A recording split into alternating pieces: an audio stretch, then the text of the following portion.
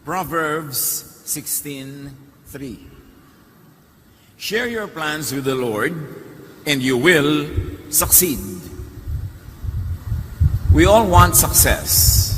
People need success, but there is a path, there is a way to success. There are multipliers of success. Ano ba ang nagpaparami sa mga tagumpay, nagpapaganda, at kung minsan nagpapadali? Lord, thank you that you're the God of success. And we pray that you're going to enlighten us, teach us more, give us deeper, higher, wider understanding of the methods to be successful in life. Nawa, Panginoon, kayo po ang mangaral sa amin mga profesyon, sa aming spiritual growth, sa aming emotional life, family life, lahat ito, Panginoon, turuan mo kami upang maging matagumpay. Mabunga, all for your glory. We thank you, Father, asking you to be our speaker. In the name of Jesus, your Son, our Lord. Multipliers of success. True spirituality, true godliness should lead to a very fruitful and a very successful life, because Jesus says, I came that you might have life and have it abundantly, have it to the fullest. It is the intention of God through Jesus that we all become very fruitful and successful. But one multiplier of success is knowledge. Karunungan, kaalaman. Outstanding education is very important, which could be informal or formal.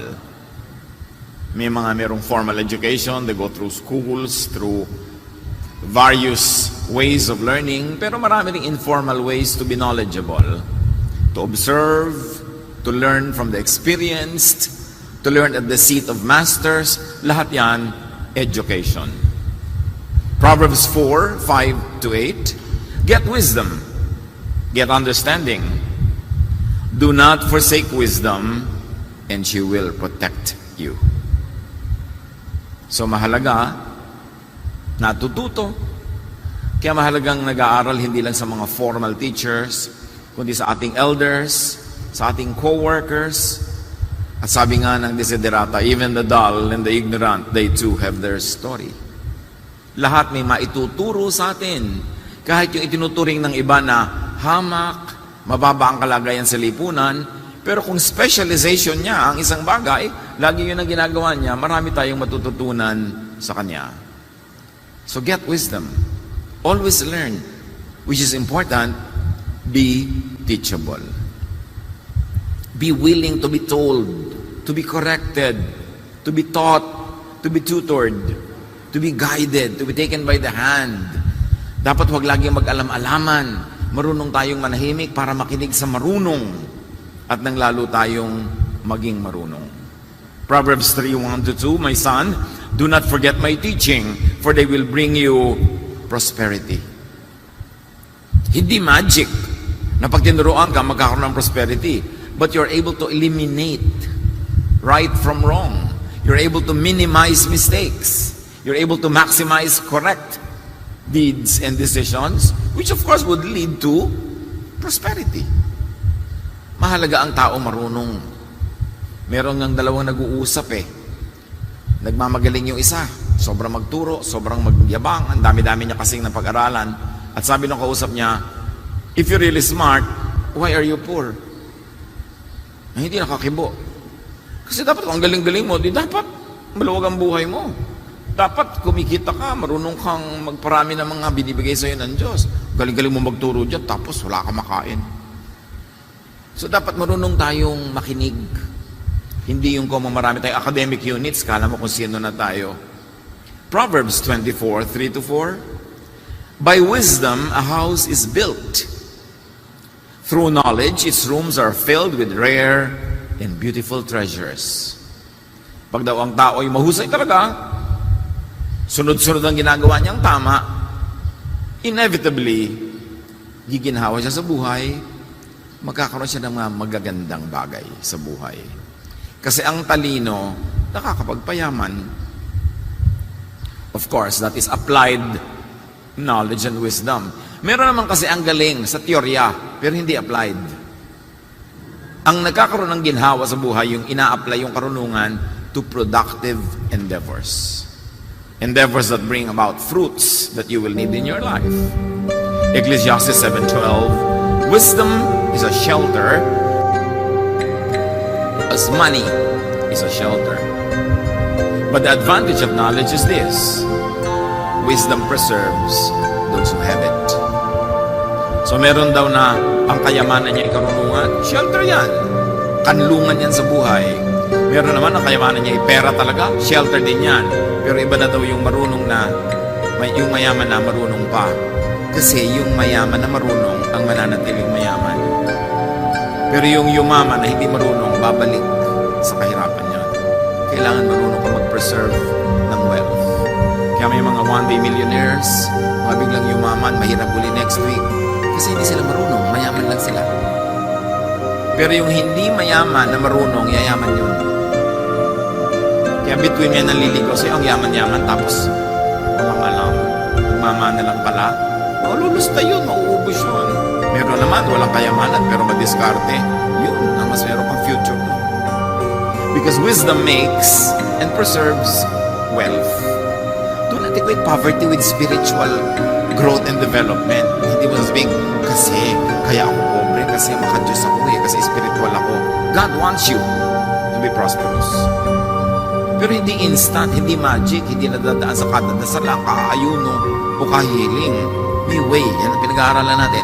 What is your way to progress? What are the multipliers of success? Kahit yumaman yung fools shorten their mayaman status. They cannot be mayaman for long pagka hindi sila marunong. Hosea 4:6, my people are destroyed from lack of knowledge. Nakakasira talaga ng buhay ang kawalan ng karunungan at kaliwanagan. At ang tao hindi dapat tumitigil mag-aral. Meron ako isang kilala, pabulit na yan sabihin, pwede na ako umuwi, may natutunan ako. Kasi everyday ang goal niya may matutunan. Kahit matuto ka sa labandera kung paano magkusot, may natuto ka sa isang baker kung paano magpaalsa ng tinapay, may natutunan ka, yaman ng yaman yung utak mo, hinahanda mo yan for productivity which could lead to prosperity. Another multiplier of success is significant specialization. Kailangan hindi sabog. Kailangan hindi kalat. Meron nagsasabi, huy, dapat maging national scientist ka. Dapat maging national artist ka. And the answer is, yung mga ganyan, dapat teenager ka pa, may ginagawa ka na para magpunta ka doon sa ganung award. Kasi hindi pwedeng 40 na, 50 na, tsaka ka pala magsisimula. Lifelong work para maging national anything. At dapat nakafocus ka. Gusto mong maging national artist, puro arts ang kakainin, gagawin, ipoproduce mo for the remaining siguro 40 or 50 years of your life. Pero kung may konting ang arts, may konting kang science, may konting kang ganito, tapos nagpamilya ka, bumuhay ka ng mga anak, hindi ka magiging national artist or anything. Nakafocus ka talaga dyan. In other words, if you really want it, you have to angle for it early on. Kasi hindi pwedeng biglang mangyari yon. Bunga yon ng lifelong work. So, to have a significant specialization in life, know your natural giftedness, then specialize on them. Ano ba talaga yung likas mong galing?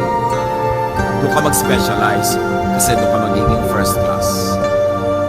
Pwedeng mangopya ka kung kopyahin mo yung career ng iba. Pwede naman maging achiever ka rin doon. Pero baka third class, second class, not first. You can only be first class when you're true to yourself. So mahalaga, bata pa lang, inaalam mo na ang galing mo.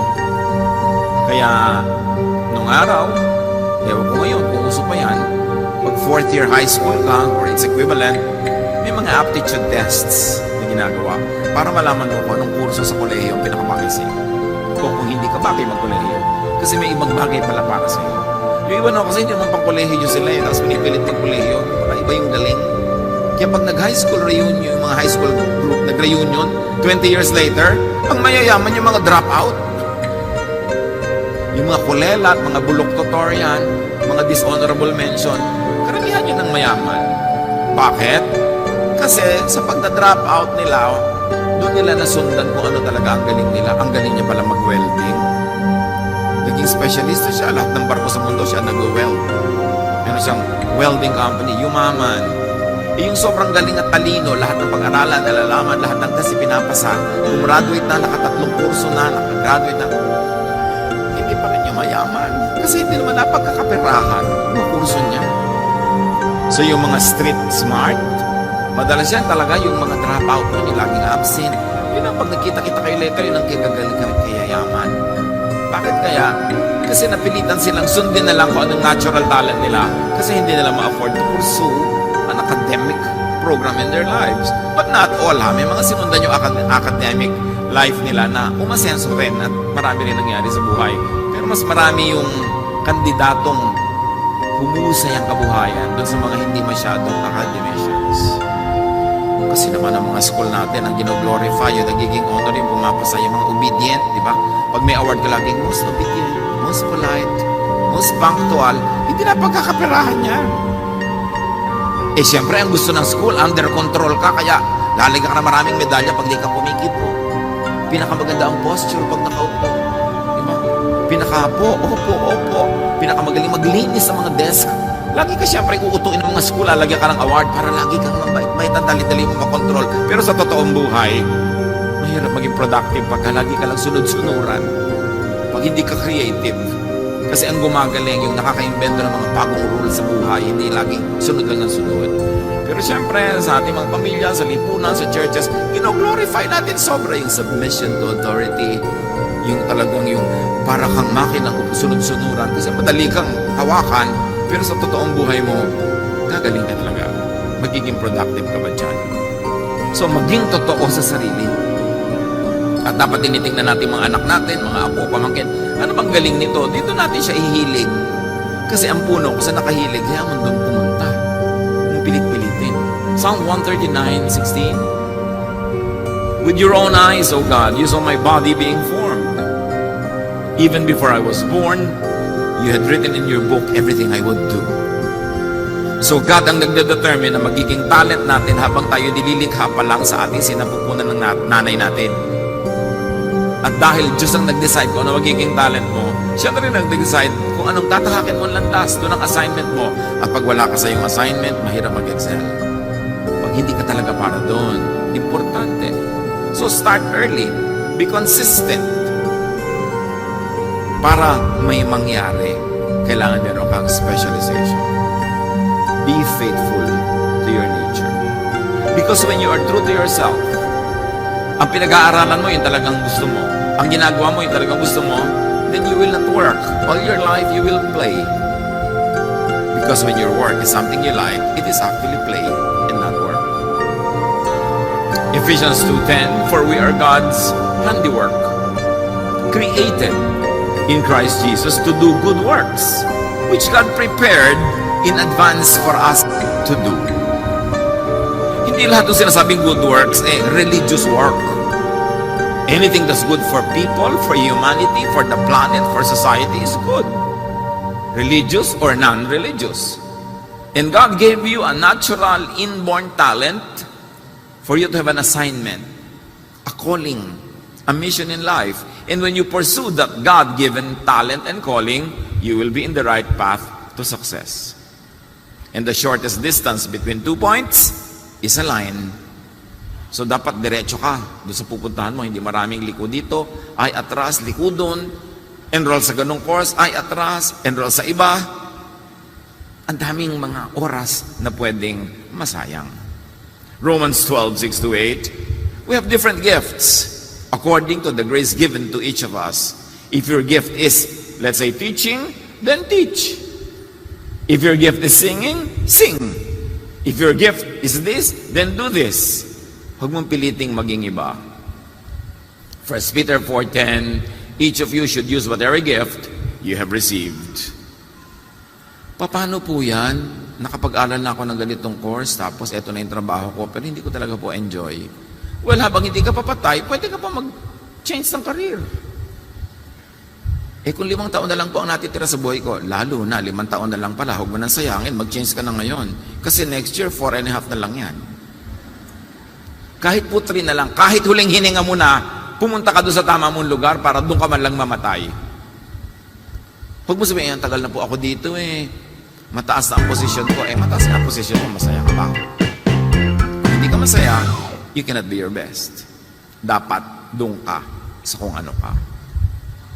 Hindi yung tinutula-tula ni Shakespeare sa Sonnet 29 tungkol sa taong kinakainggitan. Sabi niya, desiring this man's art or that man's scope with what I most enjoy, contented least. Yung gustong-gusto ko yung ginagawa niya, gustong-gusto ko yung accomplishment niya, tapos ako, lit-lit ang nagagawa ko. Ba't titingin ka sa iba? Kaya niya nagagawa yun, kaya marami siyang nagagawa. Siguro kasi yun talaga siya. Ikaw, hindi siya. Ba't mo yun nahahangarin? Unless ikaw ay siya rin na hindi mo lang na-develop, then pwede mo siyang kopyahin. Pero huwag mo siyang kopyahin dahil lang sa bunga niya sa buhay. Kasi kung hindi ka ganun puno, hindi ka mamumunga ng ganun bunga. Be true to yourself. Proverbs 22:29. Pag daw may specialization ka, may pag-aaral, may training, and you are true to your nature, do you see someone skilled in their work? They will serve before kings. They will not serve before officials of low rank. Pag daw magaling ka, maglilingkod ka sa mga hari, baka ikaw pa yung maging hari. Magaling kang maggupit, pinag-aralan mo talaga yan, nag-specialize ka, ang gugupitan mo hari. Ngayon, hindi ka magaling. Ganyan lang ang alam mo, mapurol pa yung gunting mo. Siyempre, ang gugupitan mo yung mga yagit-yagit niya sa kalye. Nabayaran kang 20 pesos, 15 pesos. Kasi hindi ka magaling Pero yung magaling na barbero, ang ginugupitan nun, yung mga pinakamagagaling ding mga kliyente. Yung magaling na cook, ang pagluluto nun, yung mga pinakamagagaling na mag-o-order sa kanya magluto. Yung pinakamagaling na magplancha, ay pagpaplansya niyan, yung mga reyna. Kung sinusunog-sunog mo yung pinaplansya mo, baka ikaw ang plansyahin ng amo o ng kliyente. Lahat ng magagaling, nagkikita-kita sa taas. Ano man ang skill mo? Pinakamagaling ka mag-manicure? Siyempre, ang ima-manicure mo, hindi lang yung mga nagtitinda ng mga kamatsili sa palengke. Bagamat hindi naman masama silang client, nagbabayad din yun. Pero, ang galing-galing mo kasi, tataas ka ng tataas, na kahit manicurista ka, you are the manicurista queen. Big time ka sa yung line. Yun ang mahalaga, big time ka sa yung line, hindi yung iba ang line mo. And then, yung big time, magkikita-kita kayo. Yung mga second class, nakikita-kita rin niya sa second class. Yung mga third class, nakikita-kita kayo sa third class. Kasi yun ang mundong pinupuntahan mo. Hindi yun aksidente, hindi yun kapalaran. Whether you know it or not, ginagawa mo yun, pumupunta ka doon. Knowingly or unknowingly, through your action, through your decisions, doon ka napupunta. Hindi ka biktima, nagpunta ka doon. At kung hindi mo gusto yung napuntahan mo, pwede kang umalis doon. So what is needed for success? Marami. Hindi yan aksidenteng maging matagumpay. Ecclesiastes 10:10, if you don't sharpen your axe, it will be harder to use. If you are smart, you'll know what to do. Nakakita na ba kayo namang may bahay na yung mga kutsilyo niya sa kusina ay pagkapupurol? Yung hirap-hirap maghiwa ng karne, ang hirap-hirap yung mga gulay na hinihiwa na sasabunutan na, nagkakadurog-durog na. Pero hindi naman niya kahit kailan yun pinalitan ng matalemo, hindi kahit kailan siya naghasa. So anong tawag mo doon? Hindi ka asenso. Kasi hindi mo ini-improve yung tools mo, hindi mo ini-improve ang method mo. Yung bahay mo, iisa ang tabo, ginagamit sa banyo, ginagamit sa lababo, ginagamit sa hardin, ginagamit sa paliligo. Hindi ba pwedeng marami para efficient? People sometimes don't even improve their daily life. So how can their big life improve?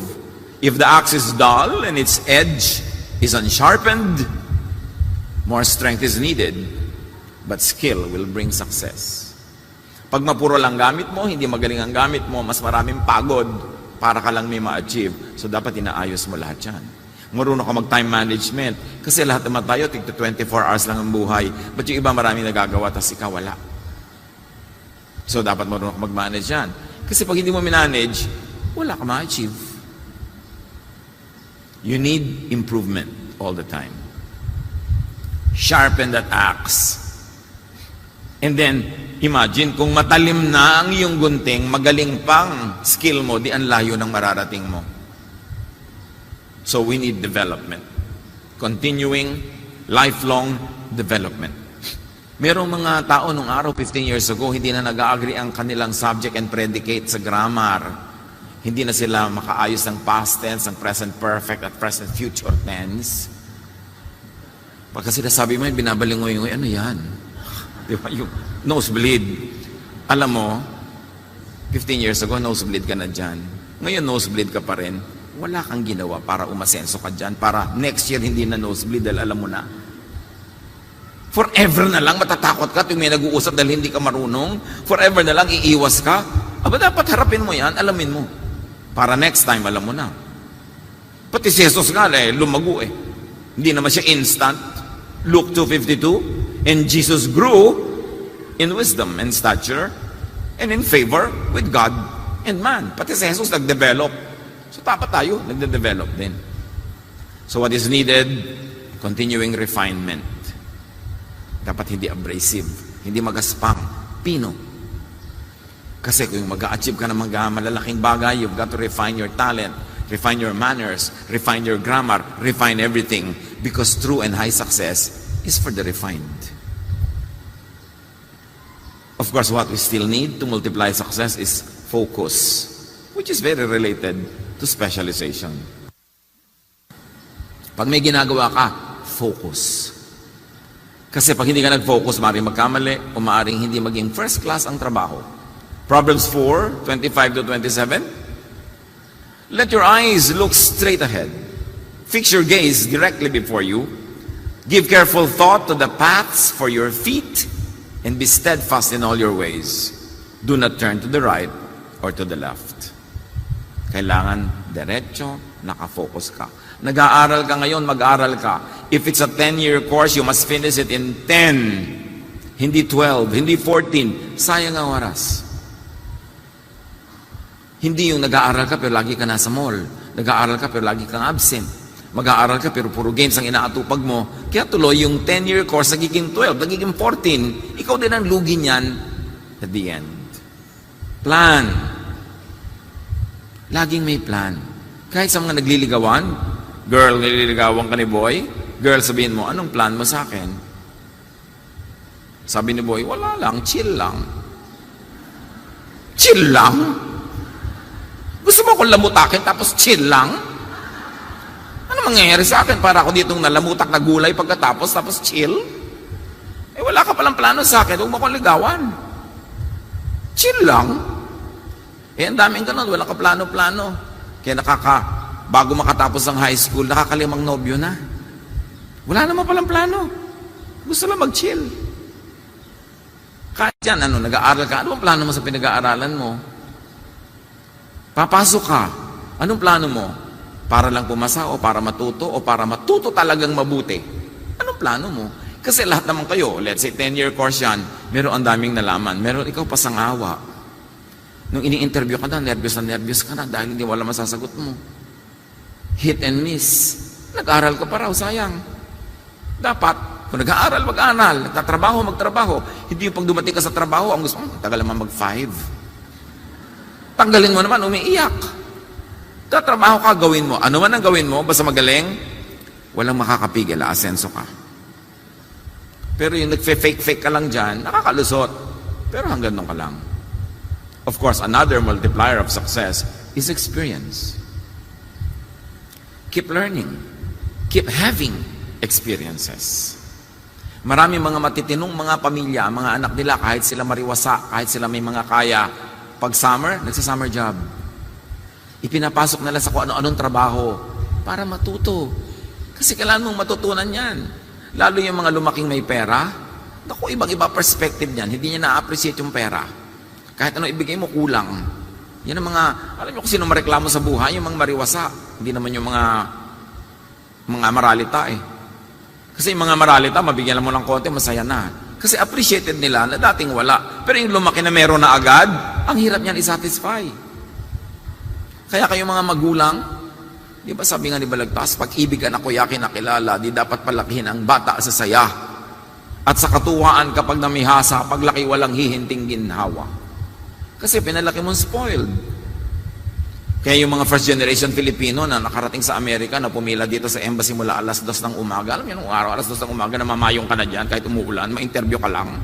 No? Hirap na hirap kang tumungtong sa Amerika, kaya appreciate mo lahat. Pero yung mga pinanganak ng mga anak nila, puro reklamo. Kasi taken for granted na nila yung na-enjoy eh. Kasi sa kanila, it's a matter of course. Kaya dapat tinuturuan mo ang batang mahirapan para ma-appreciate niya ang value ng pera, ang value ng trabaho. Sabi nga ni Balagtas, para ng halamang lumaki sa tubig, dahoy nalalanta, munting di madilig. Ikinaluluoy ang sandaling init, ganyan din ang pusong sa tuway maniig. Pag sanay sa saya, marupok, mahina, dapat tinuturuan, and experience is important. Job 12:12, is not wisdom found among the aged? Does not long life bring understanding? So mahalaga, turuan ng mga bata ngayon to listen, especially to the aged. Akala nila pagka matanda, makulit, paulit-ulit. But you know, experience is still the best teacher. And you take time to accumulate experience. So listen to others. That's very, very important. Past and experience, not promises about the future. Ang mahalaga sa tao, pag ini-interview mo, past, hindi future. Alam mo yung mga beauty contest answers, what will you do if you won $1 million? Ang dali naman bulahin kung anong gagawin mo dun eh, di ba? Pero pag tinanong mo, with the money that you already had, what did you do with it? Yun ang mas totoo. Yung ano nang ginawa niya, hindi yung ano yung gagawin niya kung, kasi madaling imbentuhin yung kung. It means experience is really what matters. 2 Chronicles 2:7, send me therefore a skilled and experienced person to work. Yun ang mahalaga. Anong karanasan? Anong ginawa? Importante yung mayaman ng karanasan. So dapat willing ka mahirapan. Yung hindi laging ginhawa, hindi laging comfort zone. Because the world and life is not a big comfort zone. Maraming discomforts. And another very important multiplier of success is communication skills. Related to what we were saying about predicate and subject, no matter what you do, it's important. Napakahalaga noon. Yun lang, napakayaman at napakamakapangyarihan ang pwede mag-break ng grammar. Mga kapatid, pag may nakita kayong isang word, saan nyo man nabasa na hindi nyo alam ang meaning, Google nyo, mag-dictionary kayo, hanapin nyo. Huwag kayong pumayag na may nakita kayong word, tapos papalampasin nyo lang na hindi nyo inalam kung anong kahulugan nun. Kasi magkikita pa kayo uli nun. Paulit-ulit. Tapos hindi mo pa rin siya kilala, ikaw ang lugi doon. Yung hindi marunong magsalita, lugi sa buhay. Yung matalino, tapos hindi marunong magsalita, daig ng walang kaalam-alam, pero kay ganda magsalita. Exodus 4:10, nung tinatawag ng Diyos si Moses for a big mission, Moses said to the Lord, pardon your servant, Lord, I have never been eloquent. I am slow of speech and tongue. Tinatawag ka ng Diyos sa mission, sasabi mo, hindi po ako magaling magsalita. Sige, tawagin mo yung kapatid mo, siya ang spokesman. Pero hindi ko makakalusot, ikaw pa rin ang papagawain ko nito. So dapat inaaral, hinuhusayan ang pagsasalita. Hindi lang correct grammar, tamang korte, magandang bitaw. Hindi pag nagsalita kami naiinis. May nagagalit sa'yo, pag nagsalita kami, lumalayo ang loob. It's important to be liked and to be likable. For you to succeed, you will need people's help. And people help those they like. And if you are not likable, no matter how talented you are, people will not help you, you will not succeed. Learn and keep on learning good graces, especially good communication skills. Huwag mo sabihin, hindi mo favorite subject yung English, yung literature, kasi kailangan mo yan sa buhay. O anumang language, kailangan mo yun. Magtatrabaho ka, magnenegosyo ka sa Cebu, magaling na mabuti ka na magbisaya doon para pag nandun ka, nagsa-Cebuano ka, mas madami bumupo ka sa pinto. Kung saan ka man pupunta, aral ng aral ang tao, huwag kang tamad. Proverbs 25:11, a word fitly spoken is like apples of gold in a setting of silver. Pag daw maganda ang bitaw ng salita, maganda ang choice of words, maraming magagandang nagaganap. Merong isang tao, bata-bata pa siya, may tumulong sa kanya sa probinsya na isang lalaking may edad na mukhang may kaya sa buhay. Pero tinulungan lang siya, binolunteer siyang tulungan. Itong tinulungan, nag-iisip, babayaran ko ba ito? Kasi tinulungan niya ako, alangan man ko mo may kaya siya, ipresyong ko na libre. Pero pag tinanong ko naman kung magkano, baka may insulto. So ano itatanong mo? Ito, Sir, magkano po ang service nyo? Tinulungan lang ako kita, hindi naman ako naniningil, baka may insulto pa ako, di ba? Pero pag hindi ka naman bigla nagbayad at nag-thank you ka na lang, baka nun mainis siya na, libre? So sabi nitong tao na to, paano ko po kayo mapapakonswelohan sa pagod nyo? O diba, agad da. Ganon din yun, magkano? Pero hindi ganon ang sinabi mo. At sinabi mo rin by asking that na hindi ka nang titiway. Pero paano ko po kayo mapapakonswelohan? Beautiful speech. Sabi ng matanda, yan. Yang ngiti mo na yan na ang konsuelo ko. Diba? Ang ganda ng namagitan ng communication sa kanila. Pag ang mga tao, refinado magsalita, hindi pa daskol-daskol, hindi pa balang-balang, ang uwian, suntukan. Colossians 4:6, let your conversation be always full of grace, seasoned with salt, so that you may know how to answer everyone. Alam niyo nung araw, umabot pa ako rito, bagamat batang-bata pa ako. Pero may mga nag-uusap noon, pag nagkilala sila for the first time, magpapakilala halimbawa si Andres Bukid. Andres Bukid po, pag-utusan po ninyo. Naks, diba? Ang ganda, polite ng mga pag-uusap ng mga tatanda natin noon. Pag ang nakausap mo Amerikano, pag-utusan po ninyo, uutusan ka nga. Kasi hindi nila alam na refinement na ang culture natin yun eh. Nung araw, makasabat na nga po, di man dapat.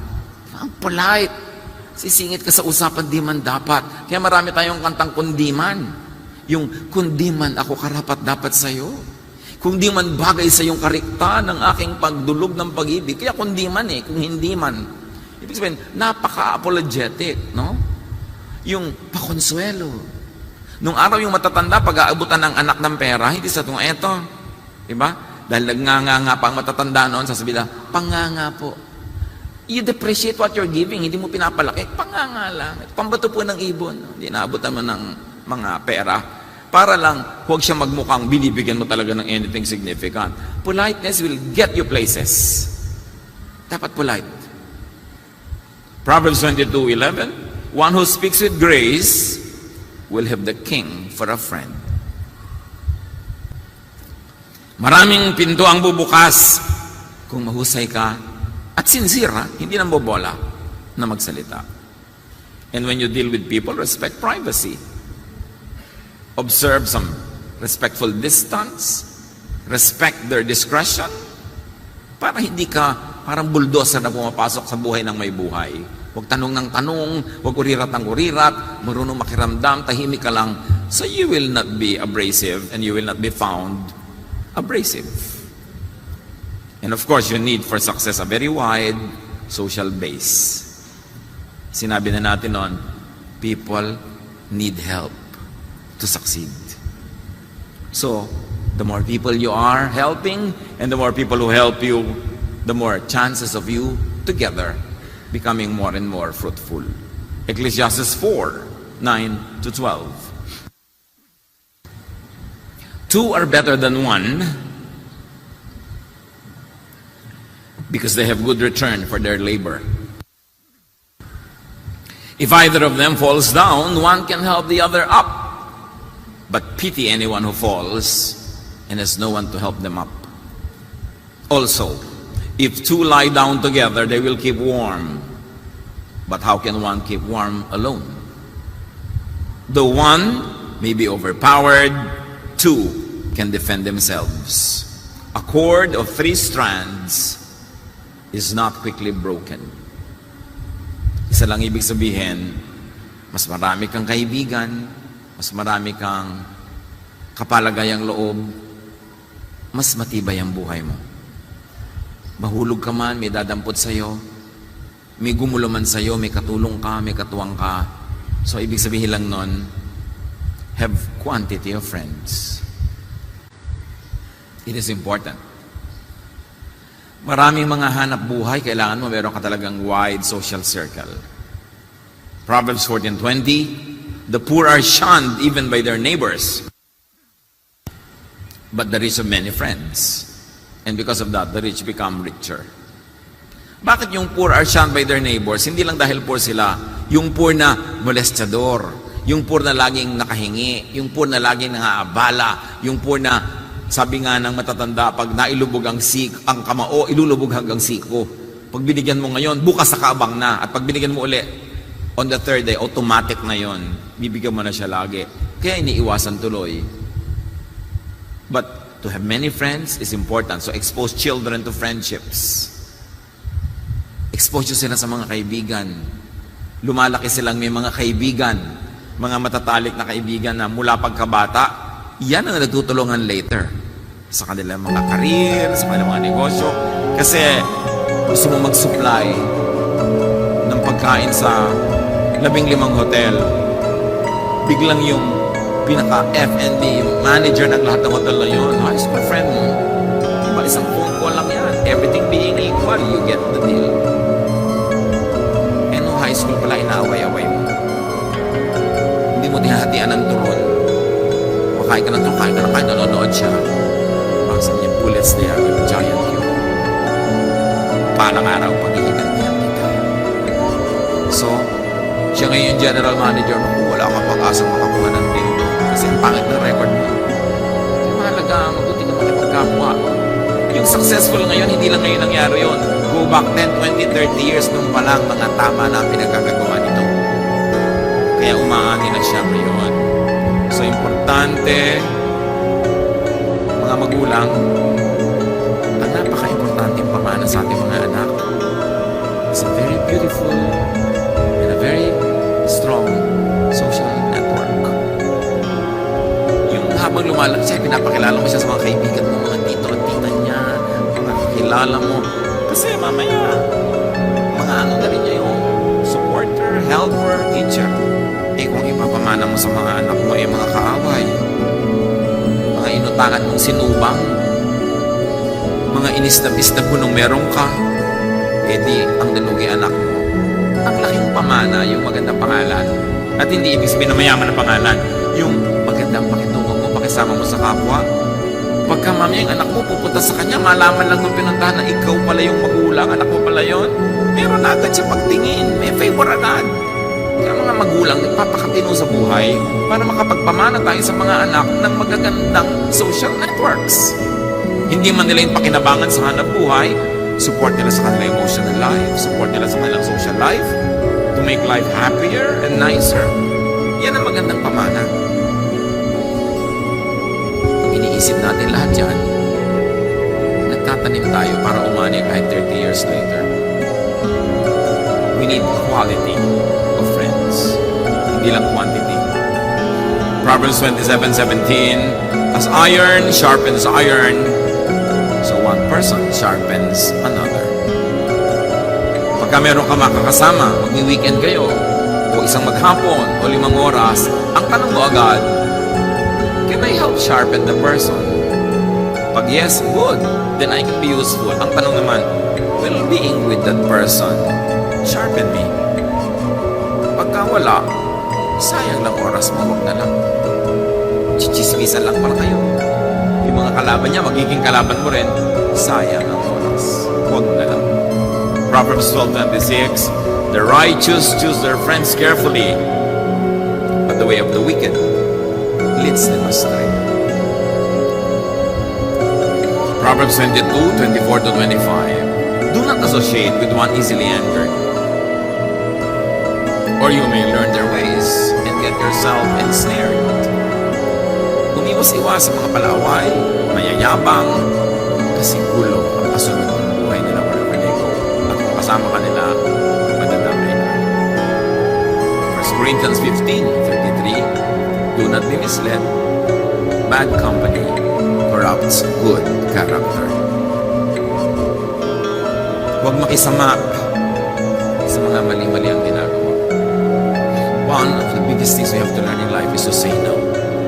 Hindi ko gustong ginagawa niya, magulo ang buhay niya, niyayaya niya ako, ayoko. At kung ayaw mo, pag umayaw ka at magagalit siya, hindi magalit siya, pero umayaw ka. Kailangan marunong ka mag-no. Ang taong magiging malaya o mananatiling malaya ay mahusay magsabi ng no. Pag laging yes, alipin ka ng mundo. Dapat marunong ka mag-no. So, importante that we develop beautiful social network. Hindi lang para natin pagkakitaan. Kasi you're surrounded ka by people who are achievers, people who are intelligent, people who are polite. That's already a pleasure in life. Napakasarap na ligaya na yun na walang bayan. Na may mga tao sa mundo mo na masarap kausap, na nakakapagbigay ng magandang payo. Eh kung nakakapagtulungan pa kayo sa mga hanap buhay nyo, di lalong mabuti. So make and keep friends. Now you make friends and you keep friends. Sayang, friends mo na ng 30 years, nakipagtampuhan ka, tapos nagkagalit kayo. Sayang naman yung 30 years. Ano naman ang pinagtampuhan nyo, pinagkagalitan nyo? Is it worth it na itapon ang lahat ng pakikisama nyo sa isa't isa dahil lang doon? So keep friends. Proverbs 27:9-10. Perfume and incense bring joy to the heart, and the pleasantness of a friend springs from their heartfelt advice. Napakasarap makatanggap ng payo na alam mong galing sa puso. Kahit yung payo, ipinapagalitan ka. Kahit yung payo, salungat sa gusto mo. Yung kaibigan mo talaga, maupo ka dyan. Itigil mo ang kagagahan mo. Yung, wow, friend ko talaga to, di ba? Gagadaw ako. Kasi kaibigan mo lang magsasabi nun. Tigil mo yan. Hindi yung binobola-bola ka, kahit alam niyang papahama ka na, yes pa ng yes. So develop those type of friends. Friends who can tell you that you're stupid, straight-faced. And you won't be offended because you know it comes from a loving heart. Meron ba kayong ganong kaibigan? Yung hindi matatakot na sabihan kayo ng totoo? Yung iba naman kasi, pag sinabihan mo ng totoo, hindi ka na makakautang. Hindi ka na ililibre. May mga taong gusto inuuto sila lagi, utuin mo ng utuin, ang saya, ang ganda-ganda ng pakisama sa iyo. Maging totoo ka sa kanila, ipakita mo ang kanilang mga kapahamakang nag-aabang sa kanila, magagalit sa iyo. So, importante, may mga kaibigan tayong ganun, kahit 2 o 3 lang sa buhay, kahit isa lang, yung pwede magsabi sa iyo, I think what you're doing is stupid. Even if you were governor, even if you were senator, even if you were corporate leader, pag sinabi sa iyo yung kabalbalad niyan, tumigil ka, value that. Kasi kung makapangyarihan ka,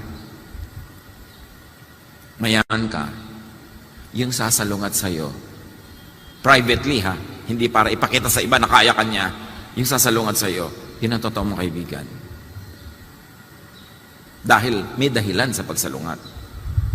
So sabi sa Proverbs 27, do not forsake your friend or a friend of your family. Better a neighbor nearby than a relative far away. Ang nakakalimutan na yata natin ngayon, yung tumanaw sa mga kaibigan ng magulang natin. Ang mga magulang na rin naman kasi ngayon, hindi na masyado nagsasabi, anak, may utang na loob tayo doon sa pamilya na yan. Anak, nung araw kami ng tatay mo, nung hirap na hirap kami sa buhay, bata pa kayo, tinulungan tayo nung tao na yon. Dapat ikinukwento nyo yun sa mga anak nyo. Para meron din silang pagtingin doon sa mga tumulong sa inyo. Do not forsake the friend of your family. Yung maging automatic kaibigan mo na rin yung anak nung kaibigan ng magulang mo. Lumalaki ang yung magandang social circle. May mga magulang naman baligtad. Ang itinuturo sa mga anak nila, anak, may utang na loob sa atin yung mga yan. Tinulungan ko yung mga yan. Yung puro ganun, yung mayabang tuloy yung mga anak. Pero imulat nyo ang inyong mga anak sa mga utang na loob ng inyong pamilya doon sa kung sino ng taong karapat dapat tanawin. Yun ay para maging totoo at kumpleto ang kanilang pagiging tao. Yung tumatanaw ka sa lahat ng mga tumulong sa'yo. Importante. Proverbs 19:4 and 6. Wealth attracts many friends, but even the closest friend of the poor deserts them. Everyone is the friend of the one who gives gifts. Hindi ito negative remark ha. Huwag niyo ito masamain. Sabi niya, pag palabigay ka, totoo, marami kang kaibigan. Kasi syempre, we like people who give things, not people who take away things. So dapat marunong ka rin magbigay. Marunong ka rin magpakonsuelo sa mga tao. Part yun ng mabuting pakikipagrelasyon. And of course, another multiplier of success is very positive personality. These are all interrelated. Everything we have mentioned before is part of being positive. A pleasant personality. Huwag negative. Huwag yung laging nakakontra nang wala naman dahilan. There are people who produce problems for every solution. May problema, bibigyan mo ng payo. Ang i-resolve, another problema. Meron. Problema na naman. Sa Facebook nga, may nagtatanong sa akin isang Facebook pamangkin, Tito, ito yung problema ko. Sabi ko, ito yung answer ko. Paano po ganyan? Problema na naman. Sasagutin ko. Tapos pagkasabi namin siya ng problema, so alam mo, kausapin mo sarili mo. For every solution I offer, you make a counter offer of another problem. Lulubog tayo ng lulubog dito. Makipag-usap ka sa anino mo. And I really tell them that, you know me naman. So, bakit po anong ibig niyo pong sabihin? Itanong mo sa bulaklak. Pati yan, tatanong mo pa sa akin, lahat na lang ibigay kong solution, may problema ka na naman eh. Kasi gusto mo lang yata magka-problema. So dapat pleasant. Huwag niyong bigla-bigla tuloy-tuloy ang pagbibigay ng problema sa kapwa. Walang katapusang tanong. Mapapagod na tuloy. Daniel 1:3-4. Then the king ordered Aspenas to bring into the king's service young men without any physical defect, handsome, showing aptitude for every kind of learning, well-informed, quick to understand, and qualified to serve in the king's palace. You see, they will serve in the king's palace. Yun yung mga qualifications. Kaya kailangan, ini-improve natin ang mga qualification natin para doon ka naman ma-assign sa mga magaganda, makapangyarihan, maunlad, at mga mariwasang kalagayan sa buhay. Kailangan meron kang gawin. And he was to teach them the language and literature of the Babylonians. Yung pala, kaya pinipili yung mga ganon, mahuhusay, tuturuan sila to become governors in behalf of the emperor. They were going to be taught the language of power. So dapat, willing ka to learn. And last today, among many, another multiplier of success is time and chance, which the Bible also calls luck. Ecclesiastes 9:11. Here is something else I have learned. The fastest runners and the greatest heroes don't always win races and battles. Wisdom, intelligence, and skill don't always make you healthy, rich, or popular. We each have our share of bad luck. So meron naman, ginawa mo na lahat. Bigo pa rin. Inalas lang, try again. Kasi meron mga bagay na hindi mo kayang ipaliwanag, ginawa ko naman lahat. Minalas ka lang siguro, huwag ka na magdrama, ulitin mo na lang. Keep trying. Pero Tito, pang-5 bar ko na po ito. Make the 6th. Alam naman, tumigil ka o ayaw mo na mag-exam dahil nakailang beses ka ng bagsak. Anong gagawin mo? Tigilan mo na? Tuloy mo yan. By virtue of statistics, papasa ka na. Kasi naubos mo na ang pagbagsak eh. Wala nang natira. Diba? Ubus na. Tito, napaka-low na po. Lubog na ako. Di lulutang ka na kasi nando ka na sa dulo ng dagat, nando ka na sa pusod ng dagat, wala ka nang pupuntahan pababa, paakyat ka na. So, bumaba ka pa konti nang madali-dali ang pag-akyat mo. Huwag kang madrama. Meron lang talagang inaalat-alat. Hindi dahil hindi ka banal, hindi dahil makasalanan ka, inalas ka lang. And Ecclesiastes 9 says that. So, i-charge mo yan doon. Kung natiyak mo na hindi yung mga iba, hindi ka doon nagkulang. Ginawa mo lahat, hindi pa rin nag-work, minalas-malas ka lang. So, sobra ka namang swerte para laging malasin. Maiiba rin yan. Sabi nga nila, the lightning does not strike twice on the same spot. So makiramdam at sumakay at sumabay sa magandang hangin. May mga panahon na ang ganda talaga ng hangin, gawin mo, ituloy mo kasi hindi laging ganun yung ihip ng hangin. Lalo sa negosyo, saan mang buhay, marunong ka makiramdam. May totoong malas, may totoong swerte, pero madalas, listen, yung lagi nagsasabing malas sila, hindi malas. It's a chain of wrong deeds that lead to their thinking na minamalas sila. Konti lang ang malas, bihira lang yon. Yun yung walang reason. Madalas may dahilan. At pag sinukat mo, sinuri mo, yung palang pinagagagawa mo, yung lifestyle mo, yung language mo, yung lack of social skill mo, yun pala yung nagdadala ng so-called malas sa iyong buhay. Kasi hindi ka naman pwedeng i-assign ng Diyos na maging malas eh. Walang ganun. Pero suriin mo, bakit lagi akong nalulugi sa negosyo? Baka bulagsak ka, baka burara ka. Bakit lagi akong nabibigo sa pag-ibig? Baka hindi ka nung mag-discern. Gusto lang pala niya, chill. Di ba? Tapos pumapatol ka. Di ba? So, yan talaga mangyayari sa'yo. Dapat marunong ka manuri.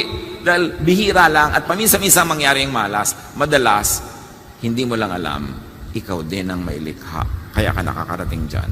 Ganon din yung tinatawag na swerte. Alam mo yung kumari ka, swerte sa negosyo. Ano swerte? Ibig sabihin, wala siyang ginagawa, tamad siya, bigla siya yung umuunlad. Suriin mo ang buhay niya araw-araw para malaman mo kung bakit siya swerte. Hindi swerte yon. Magaling siya magtrabaho, consistent siya. So maximize success.